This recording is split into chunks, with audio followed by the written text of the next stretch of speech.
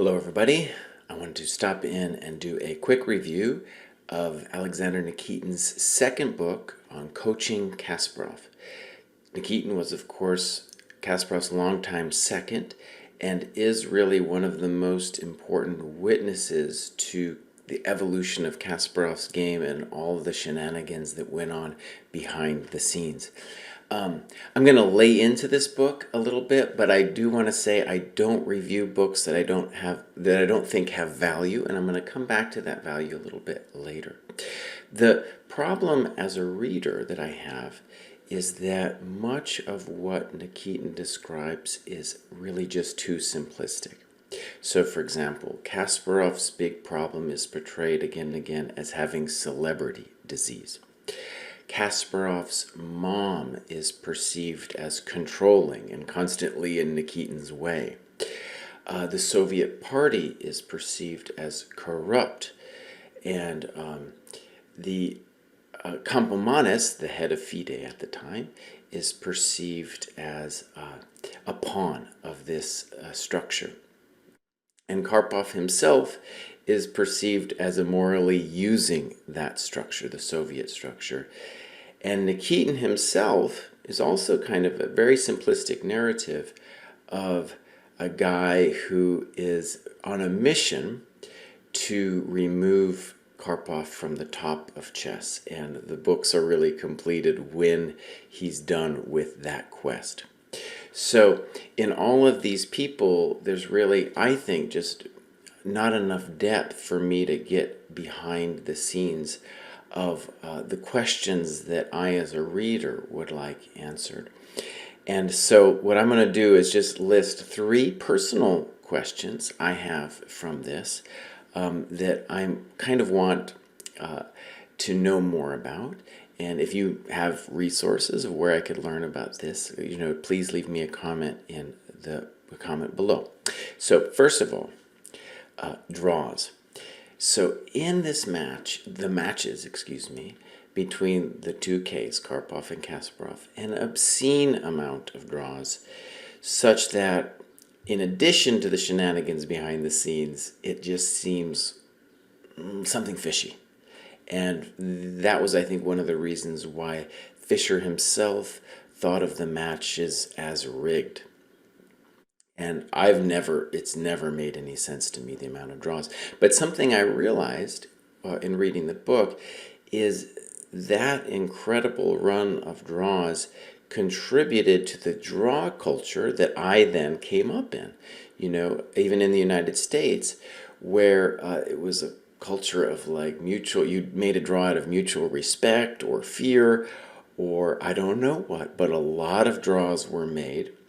Some of them before the game, as in, are you a fighter, before the game? But mostly just at some random point, someone would offer a draw, and that was part of the culture, and that culture was top down, really established from the Karpov-Kasparov matches. So that's one of the things I want to know more about. The second thing I want to know more about is I want more depth in terms of the Soviet chess functionaries and how they interacted with Kampomanis and really what went down with all that. I don't feel like I've ever gotten anything close to the truth. I've read a little bit of what Kasparov has said. I've read a little bit about what Sarawan has written about it. But at no point do I feel like I'm really getting close to the bottom of what went on there. And I feel like we're going to need some investigative reporting, someone to go in there and counter check, say, well, this guy says this and you're saying this, so let's talk about it and see if we can come up with what really happened. Some reporter who really gets in there, gets in people's faces, and they're dying. They're dying now. Kampomanis is already dead. And Nikitin, I feel like someone needs to go talk to that guy and draw him out a little bit about what actually happened. And Karpov, too. Karpov's not going to be around forever. That guy needs to get asked about what went on. And similarly to my third point, if you think about art history, for example, you think about the amount of energy that's gone into understanding, say, where Michelangelo came from and his artistic influences and what he was about. If you look at that kind of energy, the amount of books being written on a guy like that, then you say to yourself, wait a second, why aren't we as chess players going to that level of depth with, say, Kasparov? And I don't just mean factual reporting, though that's very important. I mean someone who's getting in there and trying to tell a story of how they feel like the guy developed as a player and, inside his head a little bit more in a kind of way that I don't think Kasparov himself can actually just say on his own. Of course, he's an important witness to the story as well. So that's why I think, everything about that time, especially as a kid and then the training sessions, I want to know more about like how this, what I think is a revolution, came to be. Something that as a kid, I couldn't understand the moves. And now I'm kind of coming around to seeing not only an understanding of how Kasparov thought, but how it got there. And I want to know more about it. So those are my personal things. What's great about the book, and I mentioned this in my review that'll be linked below, of the first book, is that the annotations, especially those by Nikitin, are fantastic.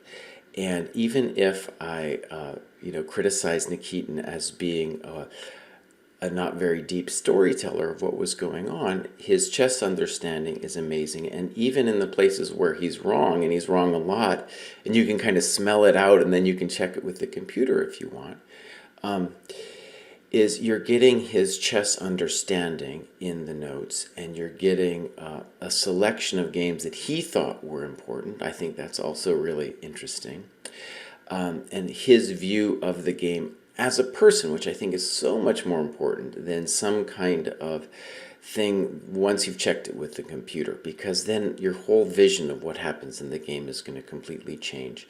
And that's what I think where Kasparov's doing his My Great Predecessors, where he turned on the computer, like, I think ruined a lot of his own understanding, his own like recollection of those games, because once you see it through the eyes of the computer, it's going to completely change.